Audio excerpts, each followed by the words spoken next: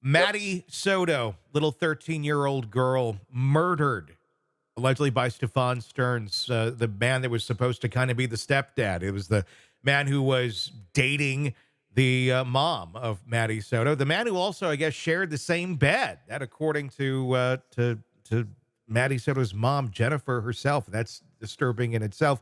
But what happened in those very first moments? Those very first moments where Maddie was being reported missing. We have more answers to that now beyond just the TV interviews that took place. We have body cam footage from police when they went in and got the initial reports of Maddie Soto being missing from Jen and Stephan Stearns. Joining me to discuss, Robin Dreeke, retired FBI special agent, chief of the Counterintelligence Behavioral Analysis Program. I need you to put on your behavioral analysis hat here for this one because we're going to take a look at this video, and this is the officer initially walking in to gather that report of Maddie Soto being missing. Let's take a look.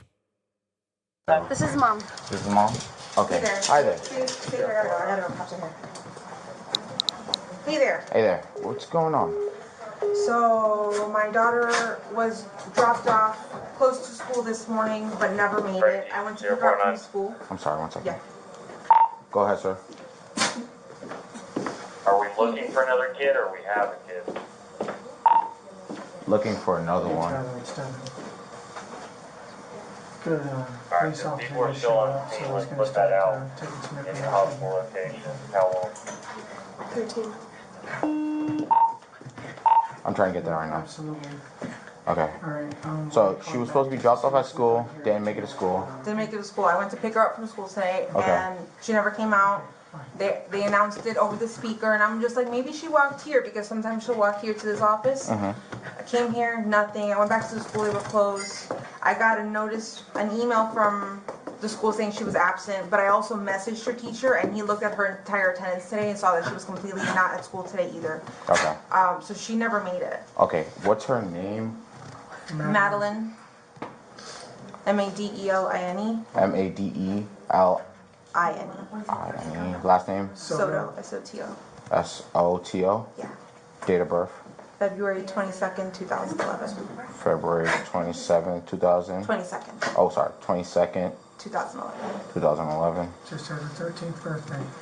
13. 1418 Charlie 45. What's the name of the single age? Madeline Soto, age 13. I'm trying to get a clothing description now. What was she last seen wearing? 26 County Charlie 45. People hit my call 931 at the same call. Green hoodie. Green hoodie. White Crocs. White Crocs. Either blue or black pants. I think black shorts. Black shorts. Yeah. Black shorts? Okay. Black shorts. Alright. Do you know if she has like friends in the area? She does, but she doesn't know where they live. She doesn't know where they live. Okay. I asked all of them. Okay. Is this like, does she like have any places that you guys know that she'll usually be at? Any friend's house? Any places that like she likes to hang out? Not typically, no. No. Not typically? No. Okay. Just give me 1 second. Let me see if I get some. Thank you. No problem. And what school she goes to? Hunters Creek Middle School. Hunters Creek Middle? Alright, cool. That's kind of the beef of the video itself right there. There's a lot of interesting points in there. I'm going to throw it to you and see what stood out to you. So I do a couple things when watching videos.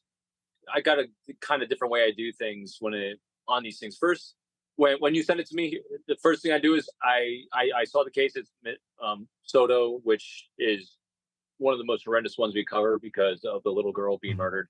And they're always very compelling, and especially this case. So the first thing I do is I don't look at anything except I watch video to see if anything stands out with any kind of, I try to not have any confirmation bias in any way. I just watch it and see if anything stands out. The second thing I do is I go person by person, their role as an individual, and I try to get very empathetic, not empathetic like I feel bad for, empathetic like see the world through their perspective and how would I act in that role they're playing in life to the information that's going on. And so that's the way I did this. And so I watched it 2 or 3 times first. First one I did was the overarching one.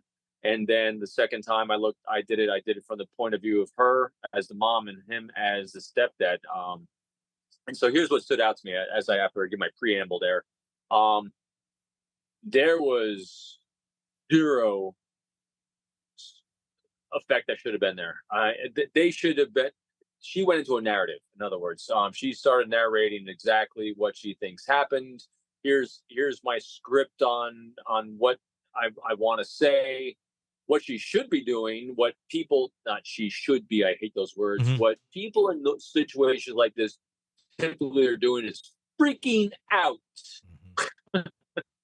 Where's my daughter? Oh my gosh, my daughter's missing. I don't know what to do. Blah, blah, blah, blah. And the officer was very calm. He was good. He's taking data. He's obviously got a few reps doing this. He's done it before, and so he's the one who's supposed to maintain the calm, collective, cognitive thought process to keep the hysterical parents and guardians calm enough to give the data. Mhm. And they were very calm. So that's the first thing that struck me, is way too calm for the situation of missing daughter. The other thing that is I then went back and looked at what some other people were saying, looking for nonverbals regarding both of them. She was doing something interesting. She was swaying back and forth. Mhm. Typically, a sway like this is a pacifier, and pacifying is something we do to ourselves, for ourselves, under high stress situations. The challenge in watching one video clip is we don't have more data points of baseline outside of this context. And so it's very easy for people to jump to fast forward, jump to conclusions saying, oh, she's pacifying because she's under stress because they're being deceptive. People like to do that. I don't do that. I just say, okay, she's pacifying, so she's under a lot of stress. Yeah. Okay, daughter's, and now things that struck me about him was some people are saying he's crossed his arms, he's blocking. Maybe that could be just a comfort mover for his as well. He did pull down in his cap a little bit, which is also a blocking indicator towards the beginning. So blocking is generally saying we don't want to share, we want to kind of close up.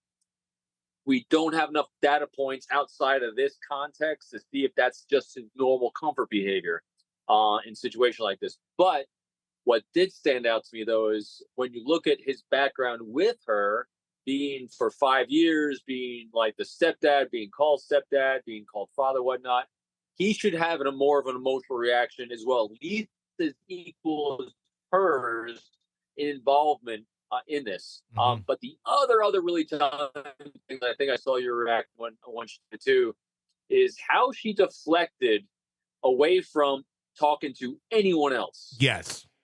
Does she have any friends' house she would have gone to? No, she doesn't. She has friends, but she doesn't know where any of them live. And I've already talked to them all. What? Very quick and very stern with that. Yeah. So those are those were the two things for me. Is the lack of effect that you would expect for a parent of a missing child, and deflecting from any potential leads. Yeah. Like, hey, I would have been talking to all my daughter's friends as well, but you know what? You go do it too. Maybe I missed something. That's what should have been the Yeah. effect. That should, and maybe we didn't talk to them all. Let me lark my limb. Let me think a little bit more. I mean, so see how I'm kind of going through that. This is me in the moment saying, "Oh my gosh, my daughter's missing." I talked to these friends, these friends. Then I turn to my partner and say, "Hey, can you think of anyone else?" I did. See what I mean? They should have Yeah. been back and forth, back and forth, back and forth, back and forth, trying to give leads to the officer to try to find their daughter, and that was not happening. She's putting roadblocks up right away. I mean, if your daughter's not there, you don't know where she is. Yes, you're going to want to talk to anyone and everyone to figure out what does anybody know. But I'm suspecting the reason she didn't want anybody talking to anybody else is either she knew about what happened, or she may be kind of scared of, what has her daughter said to friends about the abuse that she's endured through Stephan Stearns, because we know what that's reality is. And that's, it's just a sick case all around, and seeing more and more elements of this. I don't know. I'm very surprised she has not been charged yet, but I am wondering if she's going to end up being a state witness or something, and maybe she's helping uncover more of this sex trafficking that may have been going on with Stephan and his images and all that stuff. Yeah, I know it's kind of apples and oranges because the Diddy case. Yeah. Remember, it's taken a long time getting charges on Diddy case because we're dealing with trafficking, we're dealing with child porn potentially. There's a lot of elements there, and so as those tendrils are going out, you don't want to charge it until you can actually get them all out. I still, we talked about this on the Soto case before. I think when you are trying to dig deep, in other words, you'll get charges when they've hit the end of the road. Mm-hmm. And the fact that they don't have charges yet means they haven't hit the end of the road of what they're finding. Gosh, If yeah. they're good investigators. And I think they are doing a good job on this one. Again, I'm glass half full when it comes to this kind I of thing agree. because they got a lot of data off his cell phone. They got a lot of images, and so I think that opened a can of worms they were not expecting. So I good. agree. Hey, thanks for checking out the video. Be sure to follow us wherever you download podcasts, and especially Apple Podcasts, where you can get advanced episode and premium content on our premium channel right there. Also, be sure to follow us on social media so you don't miss any breaking updates on the stories that matter to you most. We're on TikTok, X, Instagram, Facebook. Just search Hidden Killers Podcast with Tony Brueski, and you'll find us right there. Again, thanks for watching.